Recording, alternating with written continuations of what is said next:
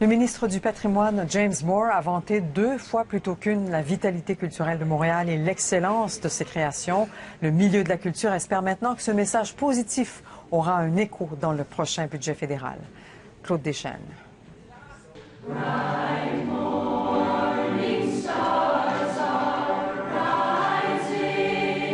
Ces étudiants viennent de partout au pays.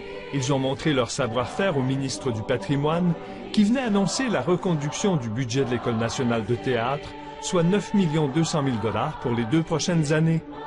Pour la 2e fois en une semaine, James Moore en a profité pour chanter les louanges de Montréal, qu'il voit comme la capitale culturelle du pays. Pas seulement du Canada, mais une des vraies capitales culturelles dans le monde entier. Mardi, même discours à l'occasion du 10e anniversaire de l'organisme Culture Montréal.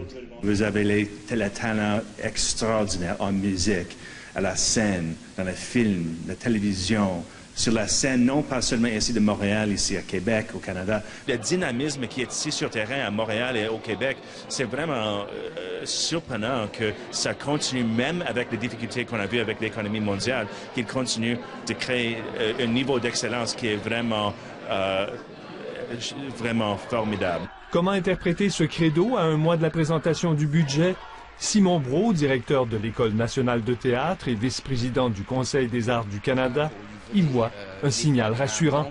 Le message qu'on entend, c'est que il semble que l'argent qui va aux artistes et aux organismes va être intact et qu'on doit faire des économies sur la bureaucratie. Il ne faut pas s'inquiéter dans le sens qu'on va certainement continuer avec nos engagements, nos investissements. Reste à voir quel poids James Moore a au sein du cabinet Harper. Sa récente sortie contre une journaliste de Sun News lui a valu beaucoup d'ennemis au Canada anglais qui réclament maintenant sa tête. Claude Deschênes, Radio-Canada, Montréal.